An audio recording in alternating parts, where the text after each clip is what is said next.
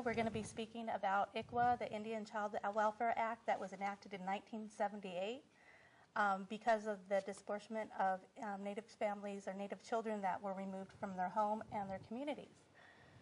Today we have special guests, Delfino Neira, and he's with the Child Welfare Services. He is the division chief. Also, we have Vida Castaneda.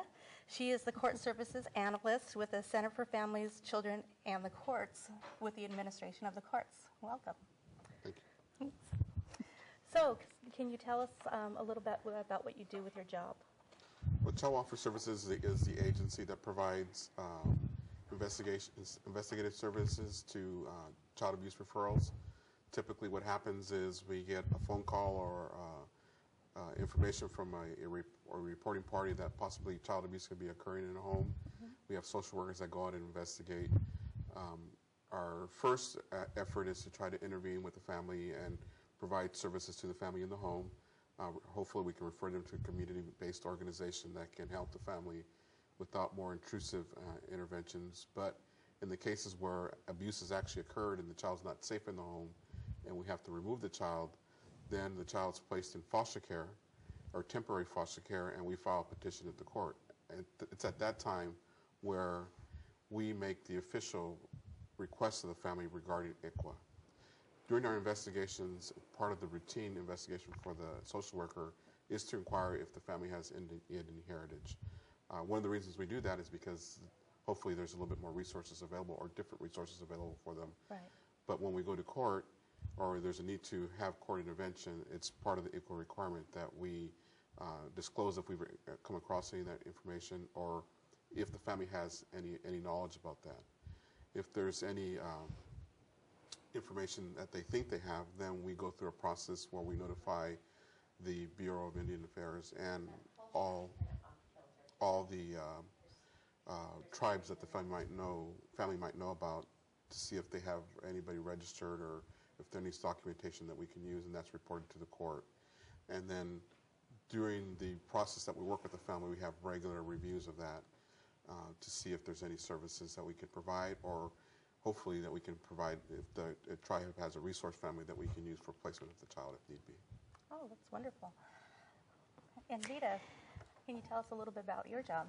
Sure. So I am the Court Services Analyst on the Indian Child Welfare Act initiative. And our project is housed within the Center for Family, Children, and the Courts, which is a division within the Administrative Office of the Courts. Mm-hmm. So we are more of the administrative or policy side of the court system that many people don't really see. So we're sort of behind the scenes, and what I do is I am teamed up with an attorney, and together she and I provide educational and technical assistance to the court systems statewide. So, you know, we also interface with tribal communities throughout California, and, you know, kind of bringing the tribal community together with the court system in, you know, various trainings and so forth.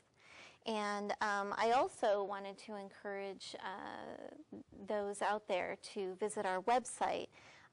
We have a plethora of information. We have various videos that we have on our website, along with charts, job aids that can help, you know, social workers, probation officers, attorneys, judges, whoever's out there that is in need of extra resources. And we also have an interactive resources directory that people can go on, and if they're unfamiliar with the Native American services in their particular county or statewide or even nationwide, we have you know, many resources on this directory, and you can search by county or by type. So our website is www.courtinfo.ca.gov, and you can just search for Icwa, and our website will pop up. Oh, that's great. Yeah. Well, thank you. Mm-hmm. And so, Delfino, can you start, you know, the initial, is it normally that you get, You get notified by a hotline. Is that how it happens? There's generally two types of notifications that we get. Excuse me. The first one is on the hotline, where Okay. that's a person that's always an anonymous reporter. That's so anybody that has a concern about if they have a suspicion of a child's being abused, they can call that number, and we gather as much information as we can from the phone call, research our database if we have any information on the family, and from that, the social worker that's reviewing the information makes a determination what type of response we'll do or what we will do with that information. It could be that the family is already known to us. It could be that the information we receive, while concerning to the community, doesn't rise to the legal level of our department to intervene.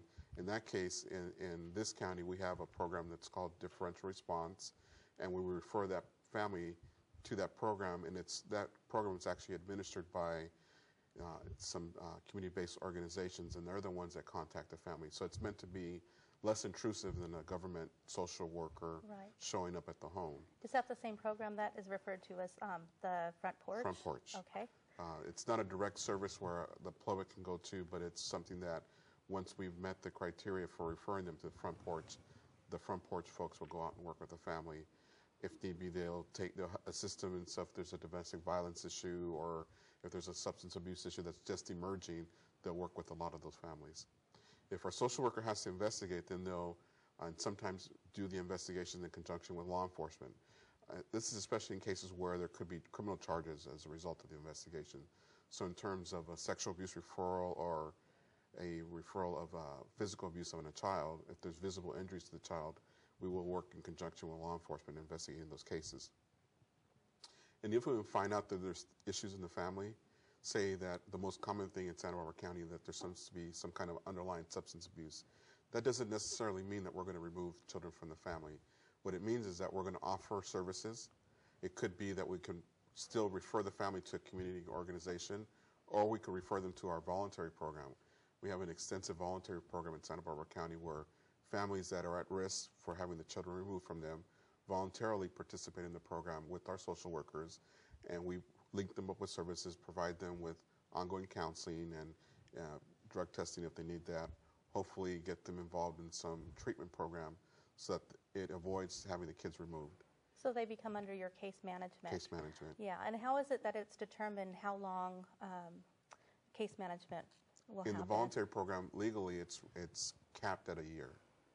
In Santa Barbara County, we try to keep it at around 6 months. We want to get them independent, hooked up with the community, Right. and able to sustain themselves. So it could be anywhere from 6 months to a year. Right.